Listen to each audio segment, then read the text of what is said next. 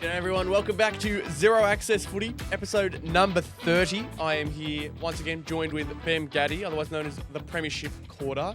How you doing, my friend? I'm doing pretty good. That's nice little ring to your step boy. at the moment. Nice little ring to your Having step at the some fun, moment. bro, having You've some been fun. enjoying the week of footy so far and what little we've got bit. coming up. A little bit, yeah. Yeah, I'm a bit indifferent to it, but of course we're going to have a look as to how last week went before we get talking about what we are looking at in terms of our prelim final matchups. We are 2 weeks away from finding out who is the best team in 2025, but we've got to go through the semis first. So with the semi-finals, of course, round number 1. Pause. Come on now.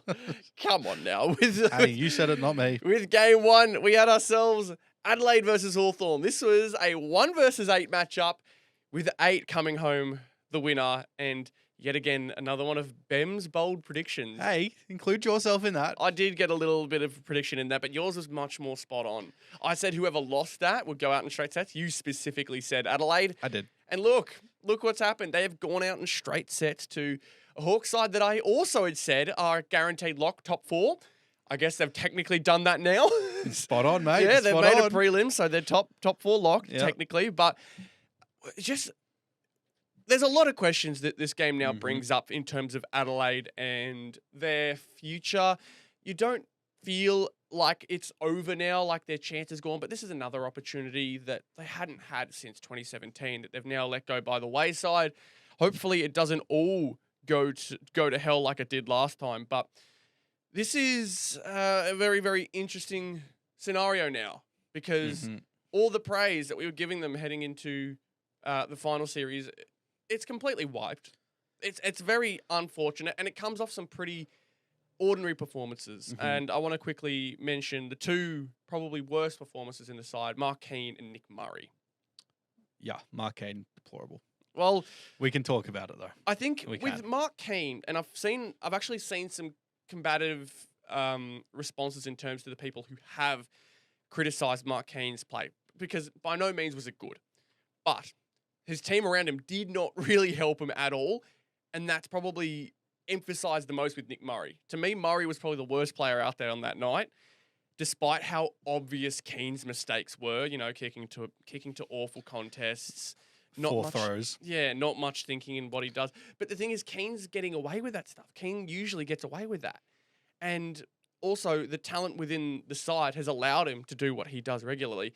He's obviously bitten off more than he can chew a lot more often than he hasn't in this game, and it's looked really bad. But Nick Murray had, I think, finished with 4 or 6 disposals as a backman who, look, his role isn't to rack up disposals, but at the same time, his job is to lock down his immediate opponent, and Jack Gunston kicked 5 on him with a pretty ordinary performance from Lewis as well.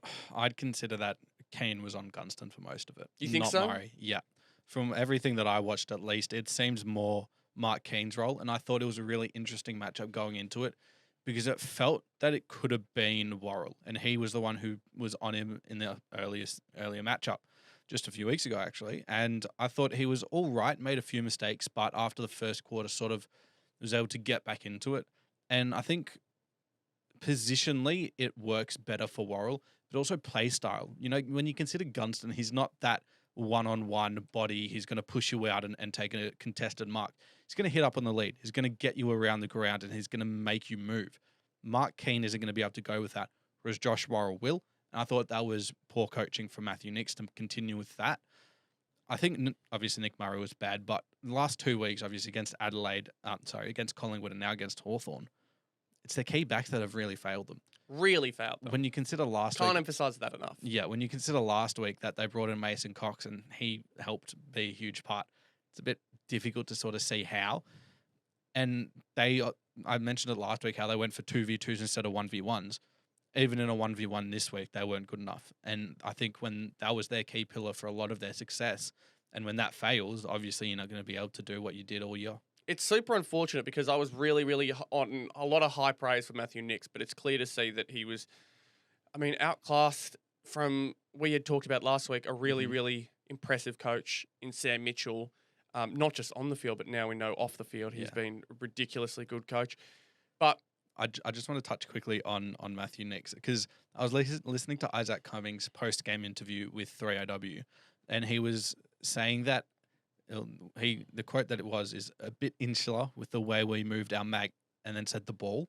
And I felt like he was trying to say with the way we moved our magnets, which leads into coaching performance, whereas with the way we tried to move the ball, which is more of a game plan, which obviously comes from the coach, but also how the players enforced it. I thought that was really interesting, and that he almost had a slip up, and I feel that was almost directed towards the coach. So very interesting stuff there, if that is true. Yeah, I mean, that is... look, I can see where you're coming from, but it's very much digging at or using straws to dig, if that makes sense. What you call having zero access. It's what you call... Yeah, that is a very, very good point. But what also surprised me about Adelaide's response to this loss in particular was how quick they were able to be brutally honest with themselves about Isaac Rankin's situation now that they're out in the straight sets. They laid it pretty bare to everyone that they relied very heavily on Rankin, and he very much opens up how they like to play. And while that's definitely not something we can disagree with, I think we all can agree Rankin plays a very valuable role within that side. You waited until now to bring that up.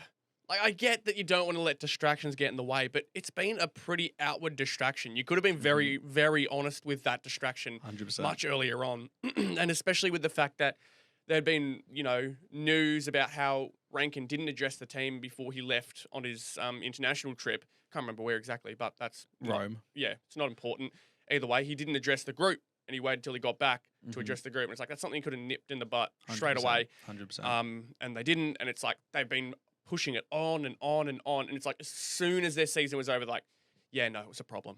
It's like, you could have told that a long time ago, but you guys are only now just being brutally honest with yourself. Something internally, again, It must have been a flick of the switch. Yeah, it's something internally that this club always seems to get themselves caught up on.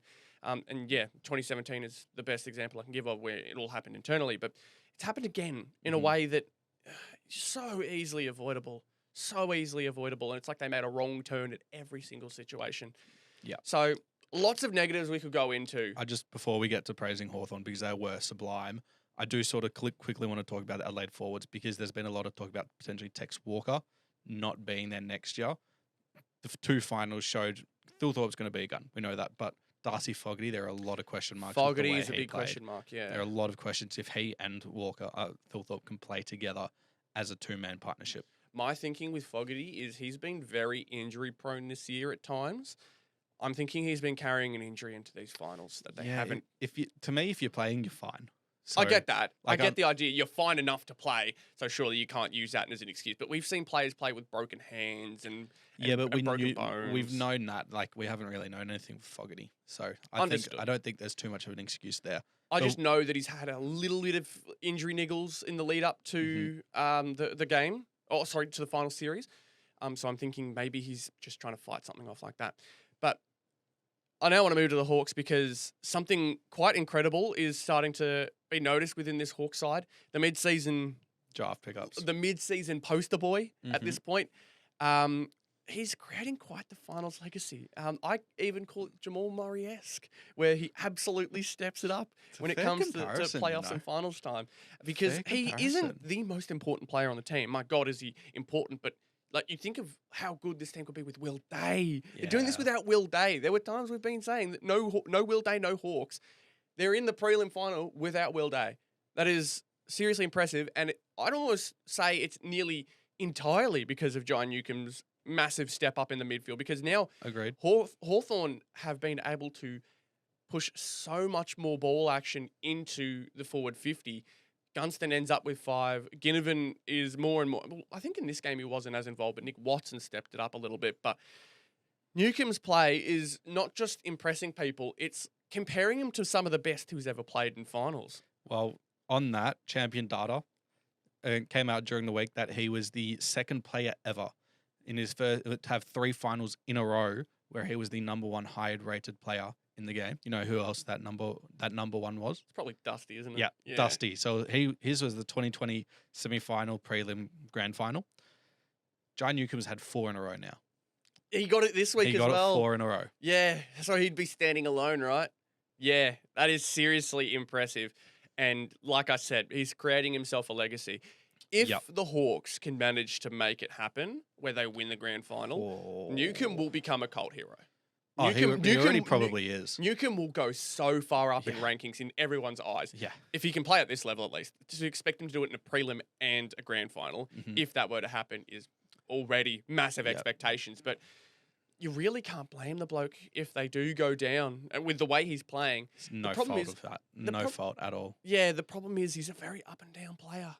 Yeah, he has those, in that comparison to Jamal Murray, he has that quiet regular season and then just when he needs to, does what he's meant to. So It makes you impressive. think, is this going to be just a small glimpse of what's to come, or is this a genuine on and off, where he's on at times, hopefully when it matters, Yeah. and off at other times? I hope that this is a genuine show of consistency, considering 4 finals in a row, number 1 on the ground. It's just hard to know just yet, and obviously we're going to have the answers very, very soon. But on top of that, they've come from 8th, Yep. which I think is selling it short of where they actually it was a how good they 15 were. win season. exactly So a 15 win 8th season. Yeah, Yeah. like you just said, that no one really sees them as an 8th at the moment. I mean, when you consider, if you want to do a comparison, I really don't want Hawthorn to win, but the 2016 Bulldogs, they finished 7th, but they also had 15 wins. Yeah. Big difference in a 13 win team compared to a 15 win team. But I think Very the big difference difference. between the sides is that the Dogs never made any noise before their magical run.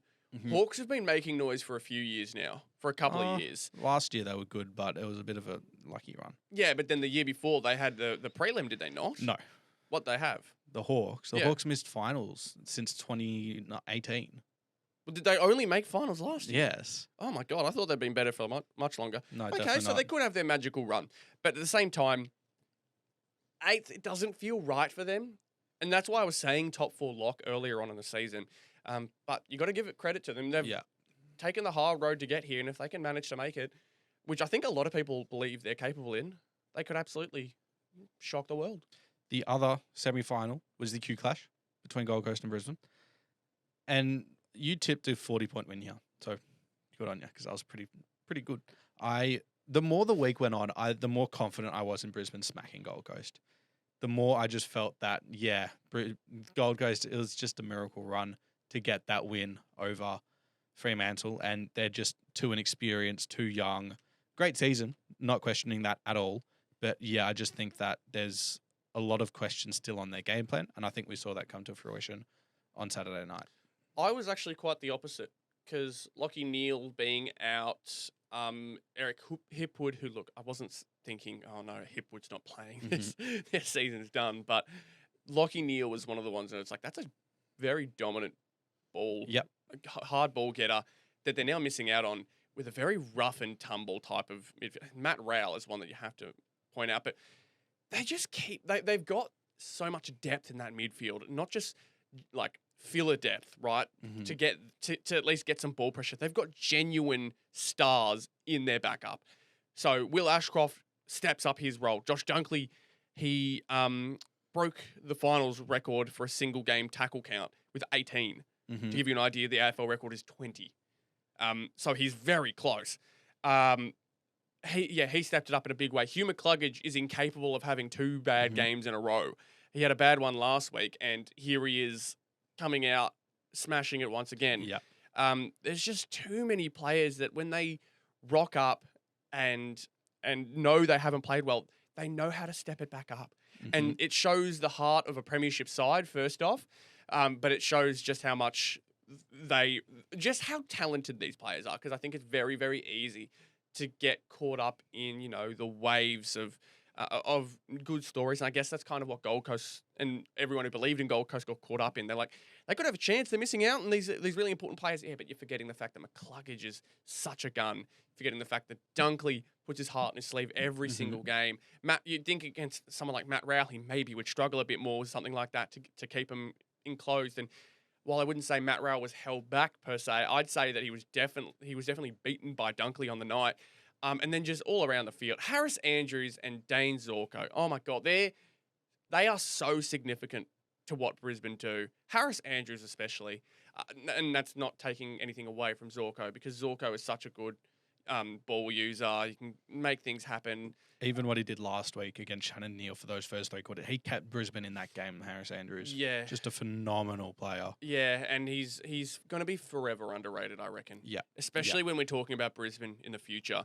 He's their captain, but you'll be like, oh, but they had dual Brownlow medalist Lockie Neal. They had future Will Ashcroft. They had him as the Norm Smith. Yeah, but Harris Andrews leads from the back and has done so well to get this team looking as good as they have been over not just last year or this year, but over the last coming up 6 or 7 years now that they've been in their premiership. Oh, shut up. Can't believe I said that. You did that. I didn't have done that. I didn't do it on purpose. You had to have done that purposely. I hate that. There's no way you didn't do that on purpose. I hate that thing. And No. You did that on purpose. I didn't do it on purpose. You did that I did it. I promise you. You had to have done that on purpose. No, I'm just stupid is what I am. Okay. Well, on Brisbane, I thought Gold Coast, well, specifically Damien Hardwick and the coaching staff, given what we saw last week with Geelong tagging both Rayner and McCluggage, how do you not see that and be like, if we're going to win, those are our 2 avenues to success, especially without Lockie Neal. Didn't even bother trying it. He tried to put Miller to Zorko. Sort of worked at times, but I thought Wilmot and Fletcher were just absolutely fantastic and provide that sort of dash and physicality that Zorko might have missed. But look, Hugh McCluggage, Will Ashcroft stepped up, which he didn't do last week, but even still, McCluggage was one of the best on ground. How do you not put someone to him? We saw what Dunkley did to Real. It is the most obvious matchup to potentially make, and you're still not willing to do it. You have to put it into. So confused. You have to put the idea out there. McCluggage would be a team's best player on like 10 other teams. Minimum. Yeah. Minimum. He's so good. He's sneaky good too. It's just because this Brisbane team has so much talent. And I understand that the Suns are young, like Ethan Reid dropping an open mark inside 50 with 5 meters of space. And there were just moments like that where you're like, okay, that's easy to improve. That's going to, in a year's time, that's going to be fixed. And they're going to be in the game more. But they had the chance. And had they have actually coached properly, I feel like they could have been in a better situation.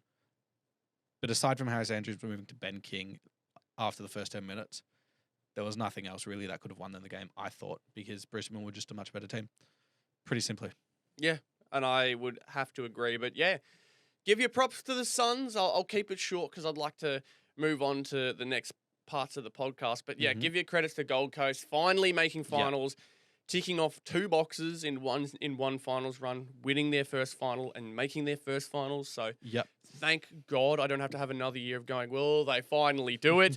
They've done it. They're over that hurdle. So I think from now on, them making finals is a lot more realistic. I think next year they'll have to make another push. Obviously, they're going to bring in so much more talent too. We know. I think we've talked in the past about their NGA Academy and all the young players that they could potentially bring into this side on top of what they have already. This team's going to have such crazy depth that, honestly, Brisbane may be their best comparison very, very soon. Yeah, 100%. I could very easily say that. Wouldn't be surprised. So, congratulations to both sides on successful seasons so far. The Premiership defence is still on in the second last week of the AFL season for 2025. We'll just have to wait and see. Will we get ourselves a Premiership rematch? I believe with the preliminary final we do. They're playing Collingwood, right? They are playing Collingwood. So we get that grand final rematch from 2023. And on the other side, it's Collingwood Hawks. Now, that's a classic matchup and a half. Geelong Hawks. That is a classic matchup and a half. Can the Kennett curse come back? Oh, surely not. Surely not. Oh, mate. But that is for later to discuss. We're going to now go into Macca's Man of the Week. And so, obviously, 2 games to go through. Makes my job a little bit easier figuring out who's who. But we're going to start with 1 vote for best on ground for the Brisbane Gold Coast game. I gave it to Will Ashcroft. I think he was just really, really solid all throughout. I was tempted to give Dunkley for his efforts on shutting down the midfield, but Ashcroft, effective on the scoreboard, good hands around the ground, and honestly, I wanted to maybe give it to Harris for his shutdown of Ben King and for how well they had played. But honestly, so many players within that side that could have gotten it. Hugh McCluggage as well. Just lots of candidates in that game. But I gave it to Will Ashcroft. I actually gave the next two versions of votes, to the Hawthorn side, or two players in the Hawthorn side, because of how monumental that kind of win is. 8 versus 1. Don't be Josh Battle.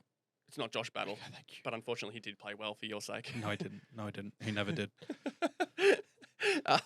But 2 votes I gave to Jack Gunston. Mm-hmm. Had to give it, considering his 5-goal haul against an All-Australian squad member. Like, that is seriously impressive. I can't believe he is doing as well as he's doing at this point. This is his first, I don't know if I mentioned it, his first season, or he's in the top 5 now for oldest players to kick their first 70-plus goal season. Impressive. So Seriously he gets better with age. Aging like a fine wine, that man. And Jai Newcomb is the 3 votes. It has to be. He's on a run. He's on a legendary run at the moment. Yeah. He's doing incredibly well. We already explained why he's so good, but I feel like if you're paying attention, Newcomb he is the one at the moment. Taking a bit of Dusty's magic. Maybe a bit much to say. I don't know. We'll find out. It's a bit crazy. It is a bit crazy. But now we go to Donkey of the Week. I had seen this last week. I'd seen this last week because this is almost a double up of last week's Donkey of the Week. I don't think I said it for them last week. Yeah. But I'm going to mention it this week because, God, it was funny. I don't know why they did it again. I'm giving it to the City of Adelaide. They... Jack Higgins! At the Adelaide airport, have you seen the photos of the messages and the signs that the Crows had organised in the city? I haven't seen. The only thing from the Adelaide airport I saw is Jack Ginnivan getting surrounded. Yes, so obviously there was that, and they were trying to wind him up, and good on him. He actually held himself back. He is 100%. He's such a funny on a bit of an off note. He has sneakily matured really quickly. He's been, he obviously likes to get up to mischief, and he'll keep doing it, but he is more and more becoming not just a spark player, but a footy smarts player. A little bit of Toby Green in a man. But I want to quickly search up Adelaide airport banners because I can read some of them out to you. Oh, my God. I want to say this. They were very... Okay, yeah, here we go. So one here for Hawthorn when they rocked up in the airport. It says, "Welcome Hawks, beware, crows defend this nest." And so kind of like a branding to Hawks, advertise. Crows, yeah. Okay. Kind of advertising to let them know. "Welcome Adelaide, crows soar, hawks squawk." Interesting ways of getting in their head. Very. We chirped, you conquered, enjoy the skies for now, Hawthorn was the last billboard they put up. So they conceded defeat in the billboard campaign. God. Why wouldn't you just ignore it? I don't... Maybe this isn't the City of Adelaide. They're ruining themselves. They really are. You can be cocky, but I've seen way too many Shocking. times where it's messed up. And you unfortunately, you only remember the ones that mess up. Like, we remember the Geelong Whiteout game because they got absolutely pumped. But they did the same thing against Collingwood. I can't find the Collingwood ones, but they decided to go with it again for this one. And, yeah, it backfired once again. Yeah. It's pretty self-explanatory why they're Donkeys of the Week because they're asking for it at that point. They're asking to be donkeys. Easily. And they well and truly earned it. Well done, boys. The Adelaide Donkeys. The Adelaide Donkeys. Yeah, that's a good way of putting it. Yep, I like that. Yeah. Very, very good. Let's go. And now some big news. I am hopeful that we'll get more than just this one in the near future. I do hope so too. It has been announced that Victorian players, I guess the best Victorian players in the league, will be travelling to Western Australia in Perth to play the Western Australian Swans. The Western Australian All-Stars. It's the WA team versus the Vic team. Yeah, basically, I was trying to figure out if that's their mascot or something. But we're just the Vics. Sure, they're the WAs. The Swans versus the Big V, I think. Normie Victorian here. I don't know what to call Western Australians. Todd Goldstein shout. Let's go, baby. Oh, my God. Todd Goldstein mentioned. I can't believe it. So my question is this a follow-up to the Indigenous All-Stars versus Fremantle game? And are they both going to be played? Or is this replacing that game? Replacing. Okay. Thank you, producer. So replacing that game. Interesting. It makes sense because I'd imagine some players who played in that Indigenous versus Fremantle game will also be playing in this Vics versus WA game. And so it'd kind of cross between the two. Okay, well that's Maybe this interesting is now. their tester before bringing back a proper State of Origin competition, but this is more of a showcase. Looks like it says the 14th of February next year, so this will be obviously just before the preseason truly kicks in. Yes. Interesting, because we've now got, obviously, you guys sold your games to WA, and we've got this there. We've got gather round in Adelaide, and we've got opening round in Queensland and New South Wales. So aside from, time-wise, also, according to producer, SA will host a game in 2027, either against Vic or WA. So, round 2. They'll do Vix because Vix just have a bigger market. You would think so, but at the same time, WA is secretly underrated. No, they absolutely are. They're very passionate. Yeah. I mean, you just have to look at West Coast membership records this year to realise, and they're still very passionate. They've still got like 80k on the waiting list as well. Oh my God. You guys don't even have 80k members. Neither do we, but we will. Yeah, watch your mouth, mate. We will because of Naz. Yeah, Naz is going to be your saviour forever, isn't We're going to have like 90k members next year, and then it'll go back down to like 60. he? Once Naz leaves the port. No, once the $7 Naz memberships no longer survive. Yeah, that is true. But with the State of Origin, I guess last little thing before we move to the next segment, any smokies, any players you'd expect to see on either side? Because I'll be honest, I don't know much about where each player's from. I really but don't I think know. some interesting ones would be if Harley Reid played, because he would be playing for the Vicks at his home ground. Yes, that is a fair point. That would be an interesting one. Harley Reid versus Paddy Cripps. Because Cripps is from WA. Yeah, that would be pretty interesting as well. Let's get Trent Cotcher back out of retirement, please. Trent Cotcher? Just recreate just recreate the picture. True. No, but Todd may be done now. Nah, because what I want to say is, do they have all the oldies like Gorn, like Danger, like Pendlebury, or do they go with the actual best players? That is true. That's what I'd be, because Noah Anderson, Matt Rowell, they'd all be there. Ben King would be down there. There'd be some really interesting players for the Vicks that you just would not expect coming.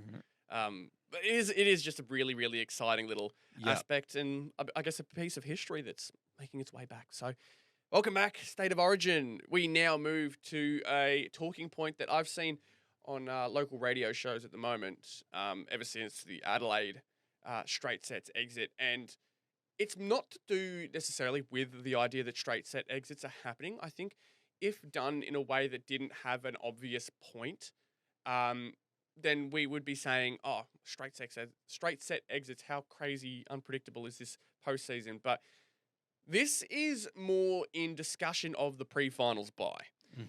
It was introduced for the 2016 season, and you can see with that line right between Sydney and Hawthorn represents that pre-finals bye being introduced. And you can see since 2000, only 5 teams had gone out in straight sets. And then since 2016, we have had now 9 teams go out in straight sets. And I would quickly point out the fact that they had been happening in short success since 2014. So maybe the pre-finals bye isn't to completely blame. But the point is to be made that an extra week of rest for everybody is quite an insane situation when you're considering the fact that you work so hard to get yourself that top spot. And the fact that everyone now gets that advantage is... Can you really call a double chance that much of an advantage when everyone else is rested up? My argument is, would you rather have 2 fully healthy teams, or would you rather have 8 fully healthy teams? It's a good point. Honestly, my hope is 2 fully healthy teams at the end of the season, at the grand final. So are you considering everything up until the prelim final week, one season, and then the grand final another season? Or is it the home and away season and then the final series? Because if it's a final series, then you have the cutoff, 8 teams get prepared. It's like in the regular season. If someone gets injured in round 3 and does their knee, it's not going to change anything if they get injured in round 22 and break their knee. They still break their knee. So we've still not yet to see concussion, which is the big argument in the prelim finals that then misses out. Max Holmes was the big one in 2022. They still had the chance to bring him back, and he just didn't. And he's arguably been only better since he didn't play in that grand final. I simply don't understand, especially with the argument of potentially bringing in a play-in game where it's 7v10, 8v9, which has been floated, which is complete bullshit. Where is that going to go? Does that go in the pre-finals bye? which then eliminates 4 teams don't have it, 6 teams do, and then you add it another week before the grand final. So those potentially 7, 8, or 9, 10 wouldn't have to play 28 straight weeks of games. My thinking behind it is that it makes actually fighting for a top 4 spot more important, right? Because then you're fighting for that chance for a week off. If your aim is just to make the top 8, right, obviously making the top 8 in itself is enough of an incentive, but we've seen so many dead rubber games throughout this part that maybe the idea of the wild card situation, which I agree with you, I think it's too gimmicky for it to really hold any ground. It just doesn't work like it would in the NBA or something like that, wild cards and stuff. But in terms of the AFL, it still feels like once you hit the 8, there's no real reason to fight. So we saw a team like Adelaide who hit first, and teams like Geelong as well, who were able to pretty easily cruise. Maybe that's not to do with the ladder per se. Maybe it's to do with their scheduling and their teams. But it makes you consider putting your best players in for longer into the season, so you can actually fight for those top spots. So top 4 has more importance, because at the moment, I think the differential between a top 4 spot and a top 8 spot isn't valuable enough. There isn't too much of a gap. But why should it be? Why should finishing 4th, having 16 wins and 127%, being so much of a difference compared to finishing 5th, having 16 wins and 126.8%? Why should there be such a big difference where you get an extra chance favouring 0.2% of a difference over a 23-week season? Why should that happen? I think you could also then argue, how can they not get such an advantage on the opposite end, right? If somehow in a season, a team is actually 1 or 2 games above 5 and 10% above them, right? That argument goes both ways. How could they not get an advantage? So I just want to play a thing. If teams really believed in not having the top 4 being such a difference anymore due to the pre-finals bye, they wouldn't fight so hard to get it. 2021, I think it was, where Brisbane, must have been 2021, where Brisbane had to beat West Coast, who were 10th, ninth, trying to find their way into the 8 had they have won, but it was up at the Gabba, so obviously Brisbane. They had to try and make percentage over 4th at that stage, which was the Western Bulldogs, to make top 4. If there was no difference, they wouldn't have had to win by so much. But they did, because the top 4 still has a huge implication. Regardless of the pre-finals bye, we would never have had that 2016 season, which is remembered as one of the greatest seasons in AFL history because of what happened in the pre-finals bye. If that doesn't happen and Ling Jong doesn't come back and so many other Bulldogs players don't get that rest, you don't have 8 teams fighting for their lives, and you just have 4 teams. And that's an extra advantage rather than just having 2 home finals. I think a bigger argument should be, if you're a top 4 team and you lose in week 1, why should you then have another week of home games? The other team won. If it was 5th v 4th, 5th won. They should be having the home ground advantage rather than having to fight again. I think that second week of home ground advantage gives you enough to be able to have that advantage of making it the prelim finals week, not the fact that you get 2 weeks extra. Okay. I'm thinking more in terms of the advantage of having healthy players. So I'm much more of a proponent and someone who wants that pre-finals bye to go in between the week between the grand final and the prelim final, so that we have healthy players and no outs, no concussion outs before the grand final. And so my thinking is both ends of the spectrum, so pre-grand final bye and pre-finals bye, can't work. That's too many breaks. Yeah. That's too many breaks. It extends the season too much. Way too long. Yeah, all that type of stuff. So one of them has to go. One of the ideas have to go. And I'd much rather it be the pre-grand final, right? Because I think you have to treat the rest of the finals, so up until the grand final, as that season, so that everything is legitimate. Everything comes in all in one flow. Everyone deals with the injuries in the same way. It's not like a team that has the 8th position now gets an extra week to play 5th, or in this case 1st, with those healthier players who they may not have had coming into this game that made them so dominant, right? And then when you get to the grand final point, after everybody has had their teams up until that point play hard, they can then get their extra rest so that their best possible players on grand final day can come out fit and firing. This is the final thing I want to say.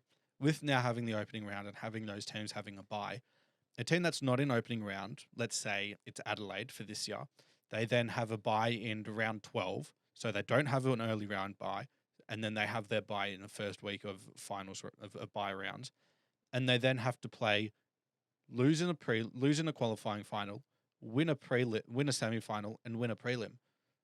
Do you know how many weeks that is consecutive? That's 15 straight weeks of playing football with 3 finals before you get a chance at a break. Compared to having that finals range, it breaks away the home and away season and the final series. I think that's more important than breaking away the prelim to the grand final. Okay. I think whilst it might allow more time to set up the grand final, we saw the final series, it felt like it was dragging on to set it up.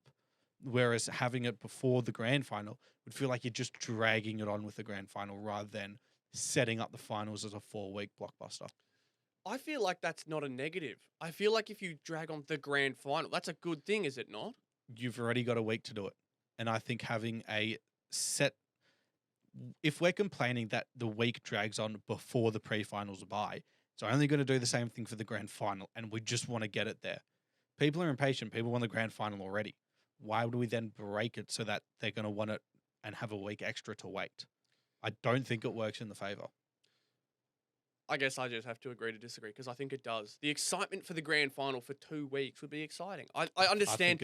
I understand the idea of, people are impatient and want their footy. But at the same time, when you can celebrate the game instead of for 1 week, for 2 weeks, all the stuff that you can do with that, right? That, I think, not only creates that extra time to see our best players playing at their best possible level in 2 weeks' time, we then get to make the most, whether it's through festivals, whether it's through advertising, whether it's through any of that type of stuff, to make the most of our sport. And I think that's not only beneficial to the players, but beneficial to the sport as a whole. Yeah. Listen, it's just how we say there's not any factual difference between what we're saying. I do understand. Yeah, no, you are right. I think, honestly, because what you said before, the long block of time between that bye in the mid-season to at the end of the finals, I think you said 15 weeks it was. It's probably more. My maths is probably wrong. Could be more. Would you be okay if we moved that bye further into the season? So then we evened it out? Say, like, instead of 9 weeks, 15 weeks, it was 12-12?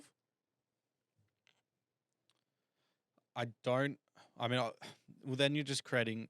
It's a different story. I think we should move on. Fair enough. But look, either way, the restructuring of finals is something that I'd seen pop up, anyways, and I think, as shown just then, comes in with a good discussion because we want to see our best teams perform as best they can, and I'm happy with teams being rewarded for playing themselves into a top 4 position. And I think there is a somewhat decent trend to say that the pre-finals bye has given a little bit of an advantage to the teams who are just scraping in. And sure, from a narrative perspective, that's exciting, but at the same time, it feels a bit manufactured.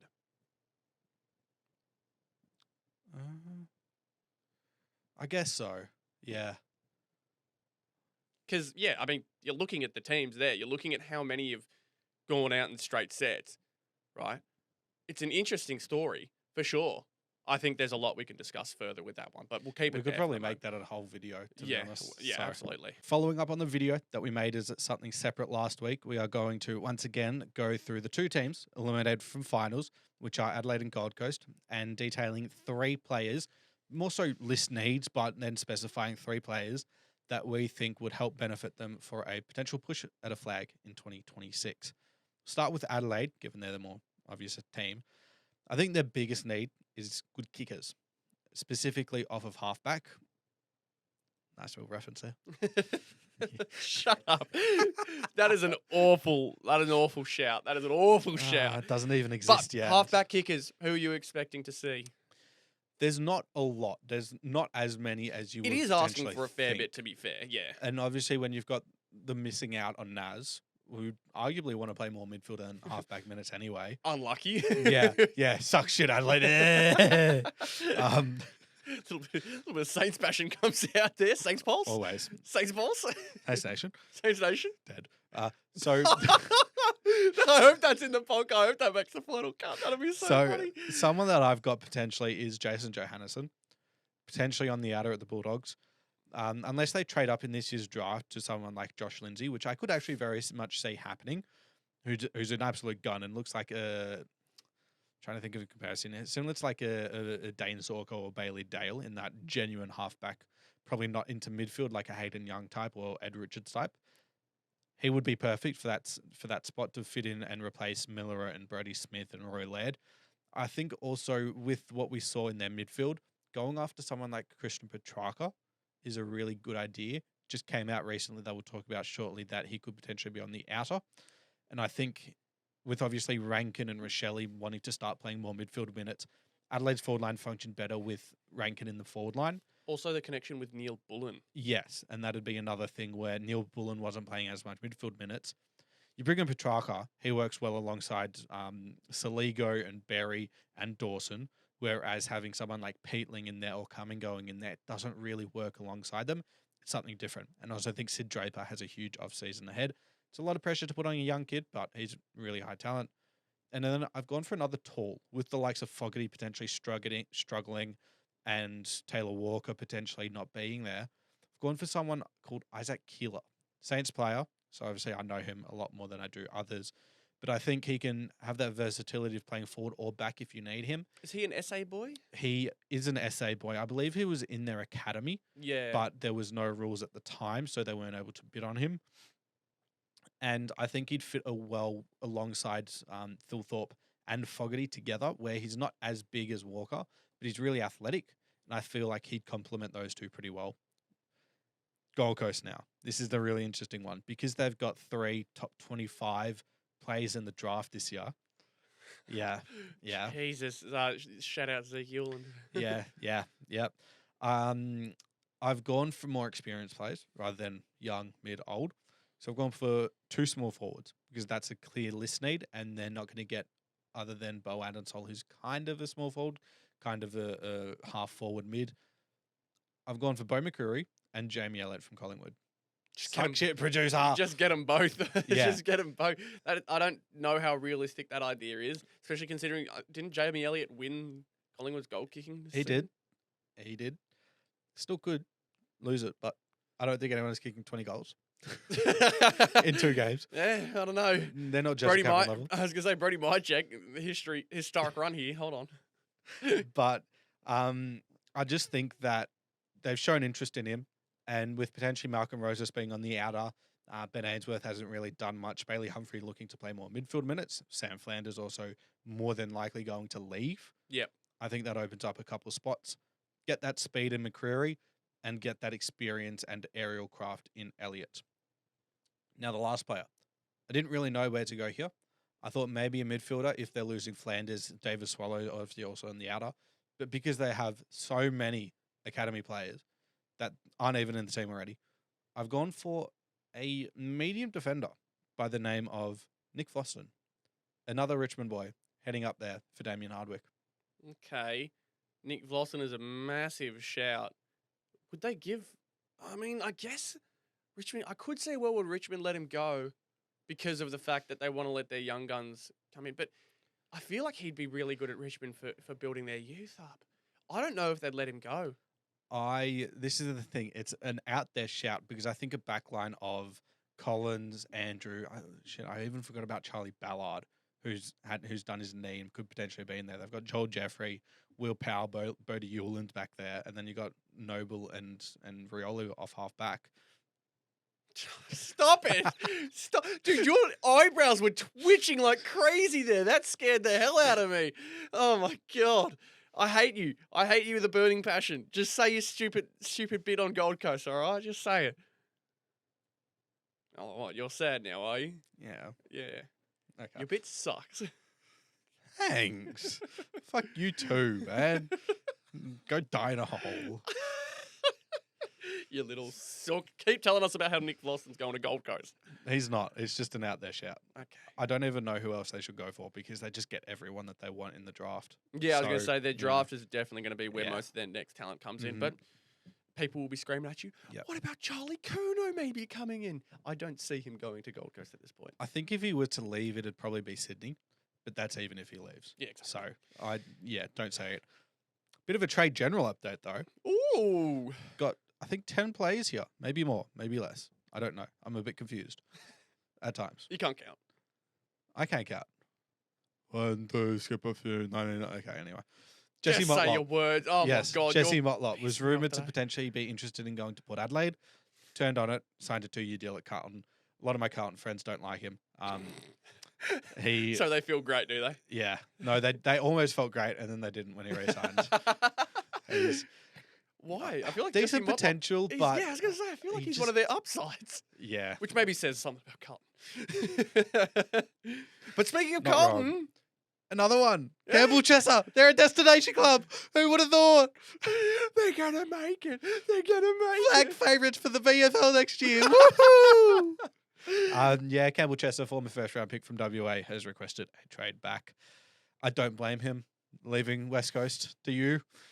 To go to Carlton? Yeah. Why not come to the Saints, mate? Why not go to Essendon? Who would want to go to Essendon? He's gonna have a role, from what it sounds like. Would he? I'd imagine so. Who would take his place? Elijah Tardis, Ben Hobbs, top-end draft picks, Big stuff Archie there. Perkins. Big stuff there. Next up, we've got a new Port Adelaide signing. It's not quite Naz, but who is it? Jacob Ware. Close enough. Wear and tear. Yeah, a bit of wear and tear in that one. He's going to play a bit of wing, bit of off half back. I'm sorry. I'm sorry. Glad you finally apologised. Yeah. Listen, Port also somehow destination club. They're almost got Jesse Motlop. They got Jacob Ware. They're also getting Will Brody. Yeah. He's just another. So you got Ollie Wines. You got Willem Drew. You got Will Brody. They're just getting 3 of the exact same player. Yeah. I really don't understand it. Port are in a very interesting state. Destination club. Yeah. Yeah. Love that one. I'm Oh, so I like confused. the next couple. I will just touch on Port though. Their issues are key position players. They're targeting shitty little, just like nothing players. Yeah. I also find it funny that all the Port Adelaide ex-small forwards go to Carlton. Now a Carlton small forward trying to go to Port. I thought that was very funny. Yeah, that Think is of quite funny. Fantasia, Frank Evans, the GOAT. Frank Evans, the goat. Yeah. North Melbourne, a couple of players, interestingly. Brody Myerchuk reportedly offered a 3-year deal, which I is wouldn't be very mad at interesting. that. Just sort of replaces Jack Darling in a sense. Yeah, you are right. Yeah, it's a bit of a Jack Darling And then also replacement. Jordan Butts has been offered a 3-year deal, apparently, which I don't know how to feel about fills it. a need, I think. It is a need, 100%. like him. I'd be happy if he was there. I like Butts. I just don't know. You are on a absolutely. You're not having a stinker episode, is all I can say. You're an absolutely stinker this Stinker one. and Butts. What a better pair. Gee, that's feral. That's feral. Jordan Butts. Yeah, offered 3 years. Rumored to be offered 3 years. I think Again, he'd pair well alongside Comben. Yeah, again, I'm not mad at it. He's definitely one that we need to pick up, I think, in terms of fit in the role. It's just like, is he going to fix the problems? I don't think so. I think it's going to be a lot more than one player. Yeah. It's going to be a lot more than one mean, player. you'd And that's also why draft- the other player that we've got, who is confirmed just about all but on paper, Charlie Spargo. I don't know what he's going to do there. Zach Banch replacement. No, nothing can replace Zach Bench. Did you know he has been nominated for Mark of the Year? Yeah. Against the Saints. We were at that game. We recorded that shit. I did not see that being a Mark of the Year contender. What a stinker If that year wins for it, Marks. we've got our reaction from that live. We do, but it was a stinker year for Marks, if that's Mark of the Year, for being honest. Yeah, Naz against Melbourne should win. Yeah, no, that one is 100%. definitely just the moment itself. But that's outside of what we need to talk about. Charlie Spargo has said he wants to go to North Melbourne. I believe his dad played at North. He did. He before. played like 81 games, Yeah. I believe was what it was. So I guess a bit of North heritage in there. It's just nice to have a little bit more depth, I guess. Mhm. Just hopefully remains healthy because he's coming off an Achilles not long ago, I believe, in 2023. Can't remember exactly, but I can't remember the year either, but all I Yeah. know is a little injury prone. Hopefully he stays healthy. Tyler Young reportedly has interest from the Dogs. Key back, really. Dogs should Again, do this to they need everyone. it. Yeah, go for Jacob Blyde as well. Go for Well, they went for Silvani and until he Wilkie. wasn't there, and Wilkie, yeah. It's the biggest imagine if you're the Dogs, your biggest need is a key back. You're about to get someone and then the bloke's dad comes in and says, "Nah, bugger off. Not today, sir. Not today." What would you? And then you go after the best player on the team that bloke's going to. You offer him like 1.3 million a year, which is what they reportedly did. What the good thing is, you cannot say that the Dogs aren't trying Oh to yeah, improve. 100%. You cannot say they aren't trying to improve. So credit to them for that. But the fact they haven't gotten anyone just yet is a little concerning. Yeah, it is. But they should just be targeting any key position defender, to be honest. Yeah. Go for Noah Bolter. He'd fit alongside Jamari Uglake. No. Oh, this is the worst episode you've ever had, man. You can't help yourself. You can't help it. I really can't. Neil Erasmus was a man you had mentioned not long ago as having potential interest from other teams. Bulldogs were actually that team. So interesting, he resigned amid interest from them. Would have paired nicely, I thought, alongside Richard Sanders for the future. But, aside from him, another Fremantle player, Liam Reedy, Ruckman, requested a trade. I thought it was like 22, 23. Turns out it's 25. Oh, wow. So, entering the prime of his career, gets played like 4 games of AFL football. I said Ned Rhys should go to Carlton. He was also another Ruckman that I thought about and that we had mentioned as an option, I think, for Essendon in that separate video. If you do want to go check it out, might put a link in the description for it. If producer does a good job. Put an information card in the top right, please. Exactly. Producer. Exactly. Thank you, mate. Yeah, they just sort of need that Ruckman position with no TDK. But the final 3 players, 3 big names. I like all these, the notes you've written for them. Yeah, no, keep going. Sam Flanders, first one from Gold Coast. They're probably going to have to trade him, not necessarily to get picks in this year's draft, but more than likely to get picks in this year's draft. I am very much of the opinion that he's going to St Kilda, and I've got good mail that it's going to be for a future first-round pick. I'd assume they then flip that to maybe a team like Essendon, who would then use that pick and their 2 early second-round picks to Gold Coast to get picks to match their bids, or even a team like you guys, because you also have 2 early second-round picks. Either one, you guys might want it. Essendon might want it. Who knows? I think there's a lot of interest there. Essendon obviously will have interest in him. Melbourne should have interest because Stephen King, their new coach, that we might want to talk about maybe, because we haven't talked about that. And we completely forgot about it. Yeah, to be fair, that is a bit of a surprise considering Bucks was like clear. Should we just talk about it now? Time. Yeah, but finish off what we're doing here. Okay, there is another Melbourne player on here, interestingly. But yeah, Stephen King, his best football at the end of 2023 was probably under Stephen King. It's when he really broke out. And then that sort of playing in the midfield. And then obviously 2024 happened where it was pretty good. But a lot on the outer this year, which is why the interest coming that it could potentially leave. Zach Merrett, the big one, Hawthorn. Holy shit, how did this happen this quickly? Yeah, this is within a week. Nightmare scenarios now for Essendon. Within a week. It's all just gone downhill. I remember, do you remember when we were copping flack for getting that Melbourne Essendon trade wrong and how Essendon, we eventually came to the conclusion Essendon's future looks great? Yeah. We were right. We were right the whole time. I continuously said Essendon just need to fucking rebuild. You know what they're doing right now? They're fucking rebuilding. I need to at this point. They could have 8 first-round picks in this year's draft. They're getting the Brad Scott treatment. They're getting the Brad Scott treatment. He's fucking up their list exactly like he did to North Melbourne. It's actually ridiculous. I should be happy, but he stole Todd from us, so I'm not happy. We feel bad for Essendon. No, we don't. I'm joking. Don't lie to the people, all right? Don't lie to the people. Hey. The only reason I mentioned Brad Scott was because he had been rumoured to start losing the players already. Yeah, there's already players that are again, rumoured that he's losing a few of them. Zach Merrett, I believe, is having a meeting or has had a meeting with Vice Captain Andrew McGrath to discuss how they move forward with this one. Because the words that have come out from the Essendon players and Essendon camp have been frustrated, angry even. Those are some of the words that are being used with Zach Merrett. Yeah, even their president or someone has come out and said that they're disappointed in what's happened and it's almost to the point of no return. What a trade would look like, though, is the really interesting thing here. Both Cam McKenzie and Henry Hustwaite, 2 young midfielders, potentially on the outer this year. If, Butters and Merrett and all those links are there. Warple also is another one. It would probably have to be minimum 2 first-round picks. So Hawthorn have Carlton's this year, obviously trading away theirs to get that deal done. And then they have their 2 first-round picks that they can trade in 26 and 27. I'd assume that they would then trade those 2 picks and maybe Henry Hustwaite, who's probably more on the outer than Cam McKenzie. I think that probably gets it done if you're Essendon. I'm interested to see how much leverage, though, some teams can get out of Yeah. Essendon because of how untenable that situation is now. Because I've seen people float 2 players, one of them being Cam McKenzie, maybe the other was Henry Husway, but just 1 first-round pick. No, not getting done for 1 first-round pick. But that's what I'm saying. How much leverage do you think they can get? I think Essendon, because he is signed, he has shown that even though he's fielded offers before, a willingness to stay. I still think Essendon have the power. It will be a trade. I have no doubt in my mind that any player that requests a trade, same as Jordan Ridley, they will leave. Charlie Curnow probably does leave. It probably will be to Sydney. It's just what the trade looks like and how much they have to do to get it done.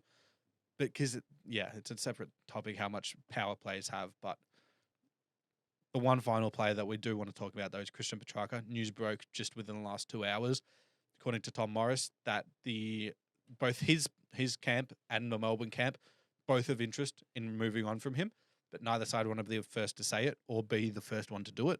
So obviously there's a bit of an issue there. There were talks last year of him being moved to potentially Carlton, I think it was. Can't remember. In the end, he gets moved. I think this year he gets moved. There's links to... They're losing value on him year by year. They're losing value. I think if they're smart, they get rid of him as soon as possible. Yeah. And probably move Cozzy into the midfield or maybe Harvey Langford, start getting him Harvey Trent Langford Rivers. will be in there. Trent Rivers should get more game time. You've got Caleb Windsor, who's been I think playing it opens more up more opportunities if Petrarca goes. And it's also another way for them to get back into the draft this year, given they don't have any picks because they traded away in that Essendon trade last year. Yep. No Simon Goodwin too probably means that Petrarca would be okay with a fresh start somewhere else. And we can probably talk about that now a little bit. The Stephen King signing. Good segue, Rhys. Good job. Thank you very much. It was very intentional, I promise. So Stephen King. Stephen King! How are we doing? Stephen King. So, interesting call. I think when we talked about this as a potential replacement for him, I think it was one of the names fielded. So there was obviously previous interest. But the story was that Nathan Buckley was the major favourite. It came out that he, on the Tuesday, said he needed to field a call on Wednesday about the Tasmania job. And that he had more interest in that, more than likely, or he had to know where that was sitting at, because obviously there's still no license for the team now with the government changing, yada, yada, yada. Resulted in Melbourne saying, okay, that's fine. We're going to look at other options and take them seriously now. Stephen King rocks up. Great interview. Good coach. Knows the game well. Played at St Kilda and Geelong. Coaches at Geelong. If you coach at Geelong, you're a pretty good chance of being a good coach. Yeah. I mean, off the top of my head, Ken Hinkley is one that comes to mind very, very quickly. Yeah. Other Geelong coaches, previous Geelong, like Corey Enright was there. He's one who's been very touted. And then it's similar to like Richmond, how Craig McRae, Adam Kingsley, all of them have come up through those rankings under Damien Hardwick. Be probably similar to people coming up under Brad Scott. And I wouldn't be surprised if more people do end up coming out from that situation. Yeah. I think it's a good hiring, though. I do think, though, had they've gone for Buckley and been all chips in, they would have wanted to contend with this new list. Now looks like they're more likely to rebuild. Hence why a lot of this interest in Petrarca is coming back up. Yeah. Again, like I mentioned in the previous segment, starting fresh with a new coach means that change is probably abound. So with Petrarca going, I honestly wouldn't be surprised to see the likes of Oliver maybe going as well. Yeah, he'd be one. At the moment, the situation with him is his contract is very much holding up. But if Melbourne do want to go for a rebuild, they have the ability to pay part of his contract, similar to what they did to Brodie Grundy and what Collingwood did with Brodie Grundy.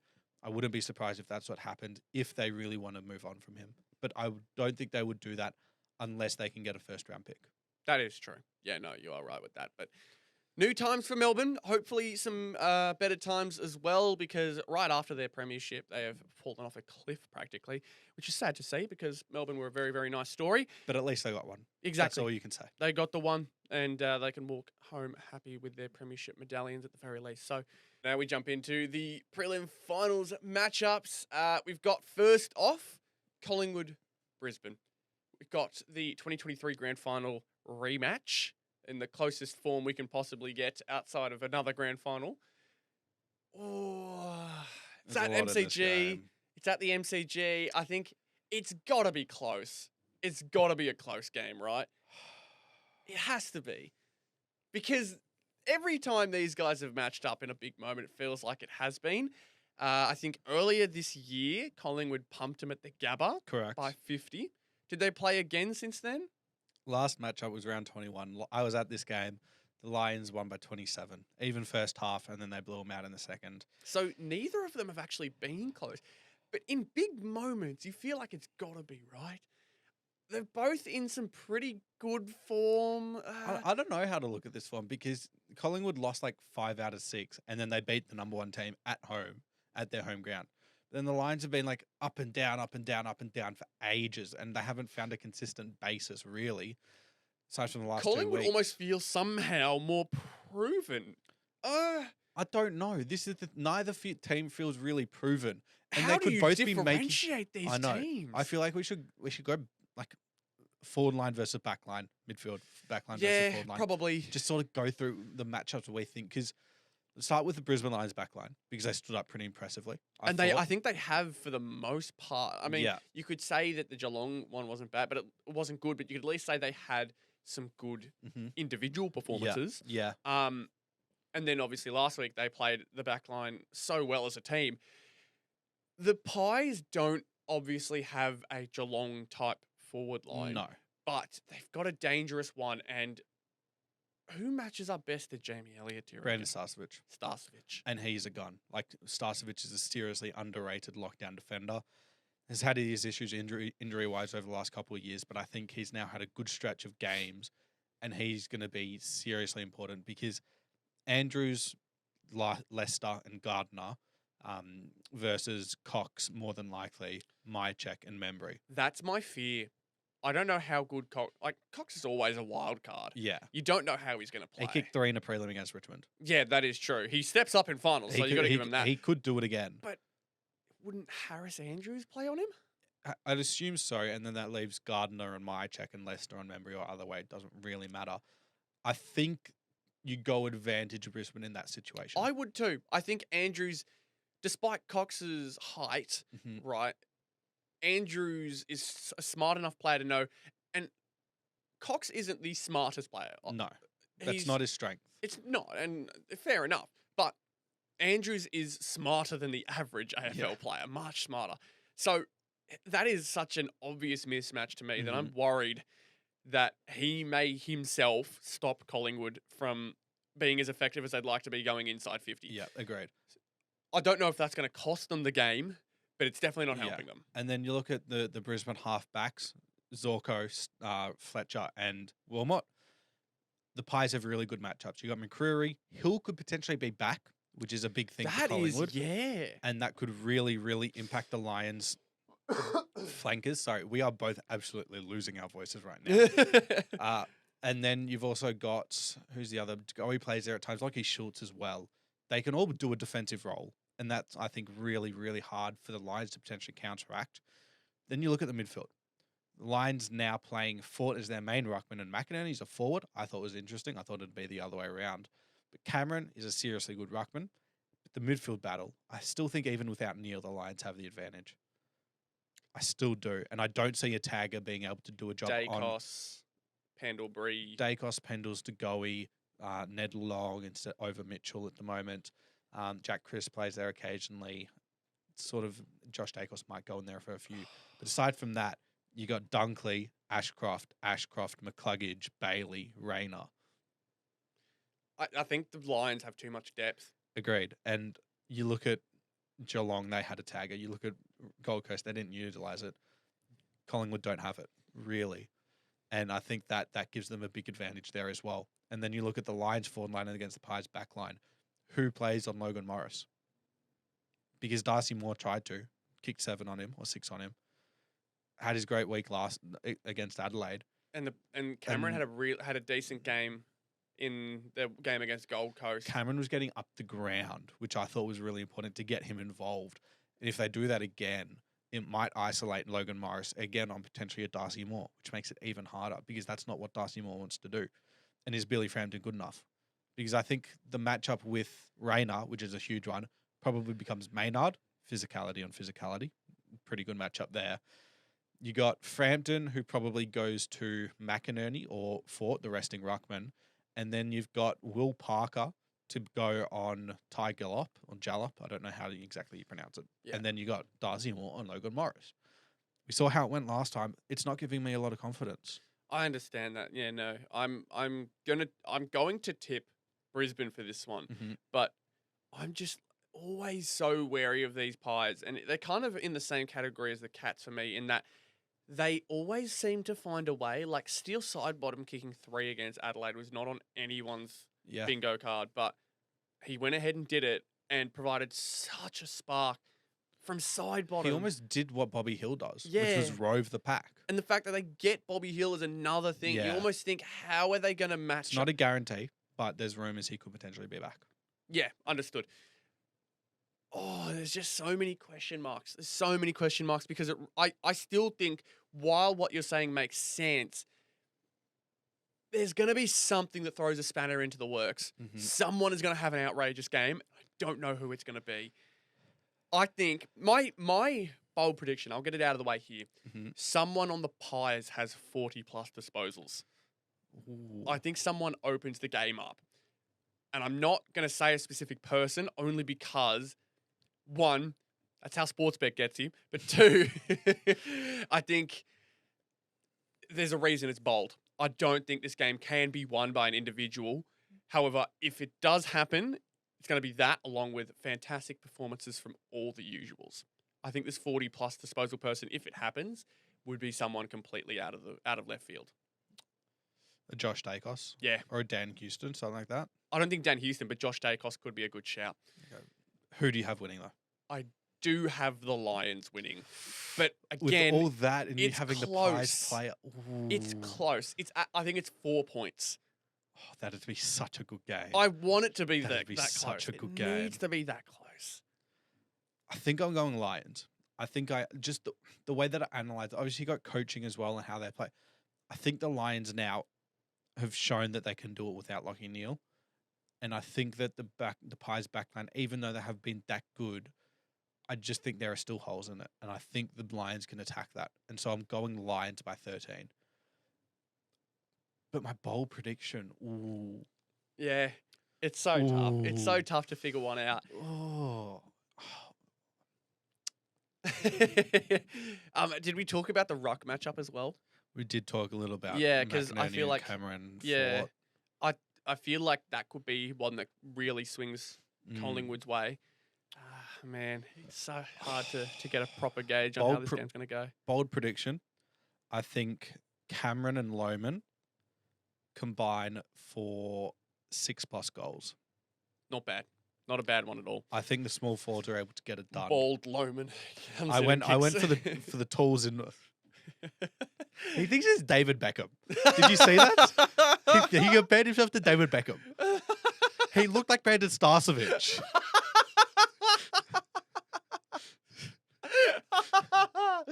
He looked like Brandon Starcevic. I think it's time to move on to the other game. I think it's time to move on. Yeah. On a good note too, but we now move to the Cats versus the Hawks. 2 versus 8. This is somehow a bit less daunting than last week for the Hawks, but with Jai Newcomb, with the Jai Newcomb backpack, will we see another upset? No. I'm very confident in Geelong on this one. And you know why? They've got 2 options, two levers to be able to pull against Newcomb. They've got O'Sheen Mullen. O'Sheen Mullen, yeah. Or Mark O'Connor if he's not able to go with him physically. Yep. And I think either one of them will get him. And I think Geelong just know what they need to do to get this done. I feel like in the forward line, they're good enough to be able to not let the ball get to ground to allow Hawthorn Smalls get in. Defensively, they've been a lot better than what I thought they were. And then I think Battle absolutely sucks against Jeremy Cameron. And I'm just going to leave it there. Cats win by 29. All-Australian Josh Battle. Jeremy Cameron I'm going to do my bold prediction right now. Josh Battle himself concedes 6 goals. And does an ACL in the last 30 seconds. Don't tempt me. Don't tempt me. Look, I've said it since the start of the year. The Cats always find a way. Mm-hmm. This is, for me, blowout potential. Yeah. My bold prediction is Cats 60 plus. Ooh. I'm going 65 Cats win by 65 because of the fact they are so well coached. They not only are well coached, have the tools to do it, and also the fact that, yeah, like you said, they've got their person for Jai Newcomb, and they'll have the ones around the ground who can step up. But when the Hawks get rattled, they can really drop the ball. I've seen it plenty of times when they lost to Collingwood earlier in the year. It's the first time I'd properly seen a team lose all composure. You'll have those moments, right, where teams will drop a little bit and then they'll try and fight their way back. That game against Collingwood, they got hit and threw nothing back at them. They almost threw the toys out the crib type situation. The only other time I remember was Gold Coast getting smacked by Adelaide.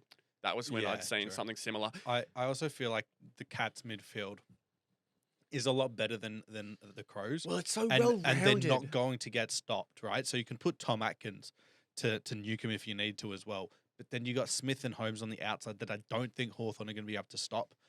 And I just think that gives them such an advantage, even without like a Rhys Stanley in the midfield. I think there needs I think they need to bring him back in. Yeah. Because I think physically, Meek could very well destroy De Koning or Blitzarves. But I just think that they're so much more well-rounded. Geelong at the moment, I just think they're in such good form. Yeah. Big step-ups are needed from two players for me, James Worpel and Josh Weddle. He had a massive game. Had a massive game against Gold Coast. Sorry, not Gold Coast. Crows. Adelaide. Yeah. And it shows how impactful he is. He's such a scintillating player. He's so exciting to watch. So, Weddle, if you're watching this, mate, play hard, make it close. Prove me wrong, mate. Prove me wrong.